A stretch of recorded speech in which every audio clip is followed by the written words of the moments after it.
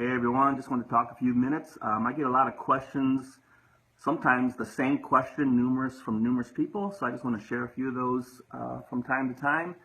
And instead of writing them down, maybe just do like a short couple-minute video here. So here's one of the questions I get a lot. It goes like this: Troy, I'd like to learn about Jesus, or learn about the spiritual life, or something like to that effect, without getting all weird and this or that. Do you have any advice? So here's a few things I would suggest. Number one, be open. No matter who you are, all of us have some preconceived idea of how God should be. Now, this is whether we were raised in church or not raised in church, had good experience in church, bad experience. There's something in our mind, and we have to be willing to let that go so that God can just be God in our lives. Because underlying that is also this desire that all of us have, that we want to control God. That if there is a God, I want to be able to control him. And so we have to learn that we can't do that. So we need to be open. The other thing is we need to be realistic. And what I mean by being realistic is don't put some demand on God for him to show himself in some way. Now, he could, because if he's God, he could. But generally, he's going to try to teach us. He's going to try to reveal himself in his love. When the religious leaders in Jesus' day were trying to make him do things, he would not do it, because it was not going to be effective for them. He wasn't like a magic genie that they could just make perform when they wanted to. So just be realistic. Then thirdly, after you get to those two phases, because those are two crucial phases, the next thing I would suggest is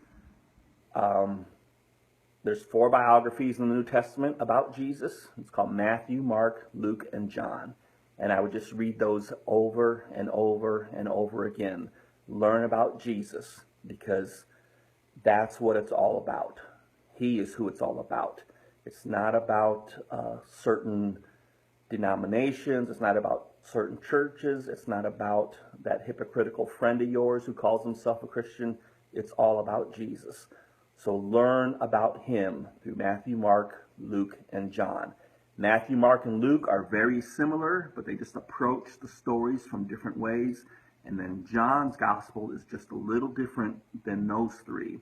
I personally, if you were starting out, would read the Gospel of John, just because Matthew starts out with a genealogy, and you might get bored with that initially. And John did say that he wrote his gospel for people to come to believe who Jesus was.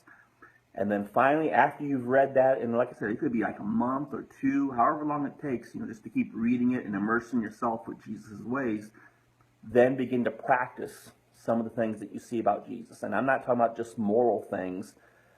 Pick up habits like praying, being alone, how to be around people. Pick up those traits that he had, because Christianity is, or I should say, Jesus didn't come to start Christianity as a religion.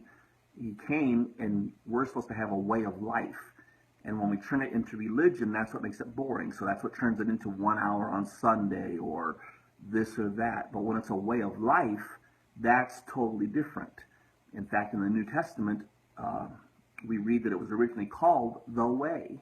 When they would describe the followers of Jesus, they were part of the Way. And it's because it was a way of life for them. And that's what you'll learn. So again, just to sum up, number 1, just be open, be realistic, immerse yourself in the Gospels, and then finally begin to practice something that you see Jesus doing. And I guarantee you, as you do those things, you'll begin to see what it really is about, what following Jesus is really about. And it won't be some dead religious ritual, but it'll be life for you. And hopefully that will happen for you. And so thanks for listening.